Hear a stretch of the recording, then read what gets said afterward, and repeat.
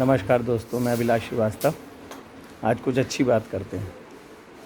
सबसे पहले एक अनजान लड़की, मेरे एक व्हाट्सएप ग्रुप में व्यक्ति जुड़े हुए हैं, उनकी बच्ची को सेप्टिक स्ट्रोक हो गया है। आप गूगल करेंगे तो सेप्टिक स्ट्रोक के बारे में पता चलेगा। उसके लिए दुआ करिए, उन्होंने कहा है।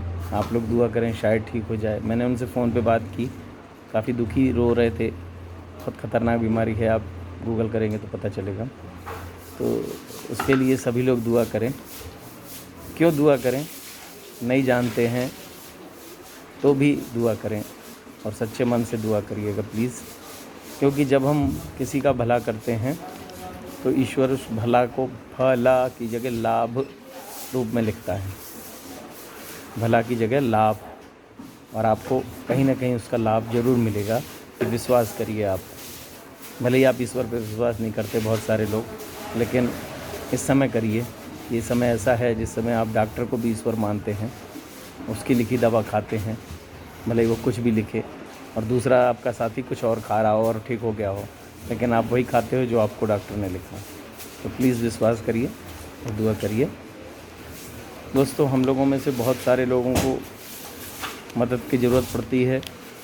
कभी कोई ड्यूटी से कुछ इस कारण से बिना पेमेंट के रहता है, किसी की नौकरी में कुछ गड़बड़ हो जाता है, निकाल दिया जाता है, और भी कुछ कारण होते हैं। तो हम लोगों में से आपस में बहुत सारे लोग मदद करते हैं। वो मदद भी आप उस व्यक्ति को लाभ देते हैं, ऊपर वाला आपके भले में लिख लेता है। जब कभी आपसे कुछ गलती होने वाली होती है, आपकी नौकरी दांव पे आने वाली होती है, तो ईश्वर वो भला आपको लाभ के रूप में देता है, और आपकी नौकरी या आपका संग दुर्घटना जो होती है वो बच जाती है। ये प्रैक्टिकल है, कई लोगों के साथ हुआ है। आप ज़रूर भला करते रहिए, लाभ करते रहिए। अब देखिए, आपके पास 1000 रुपये हैं, 2000 रुपये हैं, आप लेके गए अस्पताल, आपको दवा लिखी, दवा फ़ायदा कर गई, यानी आपको लाभ मिल गया क्योंकि आपने किसी का भला किया था। आपके पास 10,000 हैं, 20,000 रुपये हैं, आप लेके गए, आपको अस्पताल भर्ती ही नहीं कर रहा है इस समय।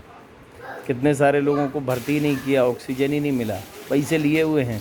25,000 का इंजेक्शन ले लिया, क्योंकि 900 रुपये का इंजेक्शन था। 25,000 के 5 इंजेक्शन ले लिए, मतलब 1.25 लाख रुपए के, लेकिन लगवाने के बाद भी नहीं बचे। तो ये एक ऐसी चीज़ है जिसके बारे में किसी को पता नहीं रहता है, और हम लोगों के साथ घटित होती है। हमको चाहिए कि किसी का भला करते रहें। छोटी सी कहानी है। एक दुकानदार, बहुत बढ़िया दुकानदार था, बड़ा दुकानदार था।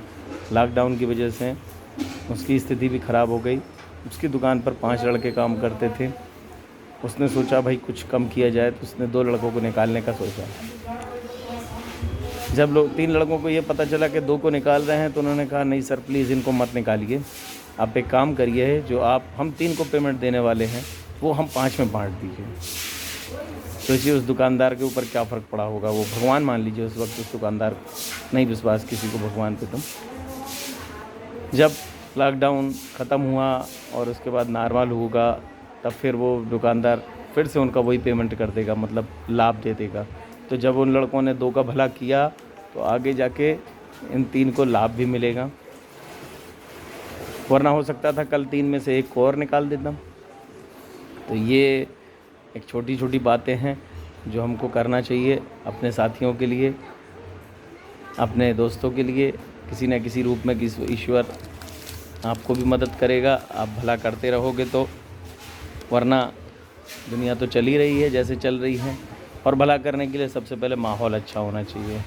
तो हम आपस में एक दूसरे को जो भी गलती के कारण गलत समझते हैं वो ना समझें। अपने आप का माहौल, अपने एक दूसरे के बीच का माहौल, सब कुछ अच्छा बनाएं।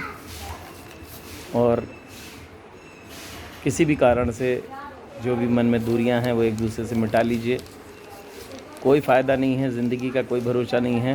इतनी ख़राब स्थितियां अभी अपन ने नहीं देखी, हो सकता आगे और आएँ। इसलिए बहुत अच्छा एक दूसरे से व्यवहार करिए। किसी को ज़रूरत पड़े तो सब लोग मदद करिए। आपको ज़रूरत पड़ेगी तो सब लोग मदद करेंगे।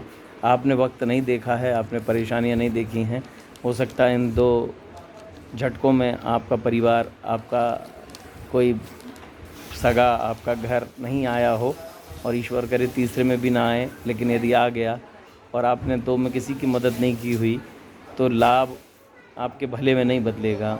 जो आप भला नहीं किए हो तो लाभ में नहीं बदलेगा। फिर उस समय आपको लगेगा कि मैं किस से मदद मांगूं, मैंने तो कभी किसी की मदद की ही नहीं। किस मुंह से आप मांगेंगे और किस दिल से मांगेंगे, और लोग भी शायद आपके बारे में पहले से ही विचार बनाए हुए होंगे कि नहीं, ये तो किसी का भला नहीं करता है।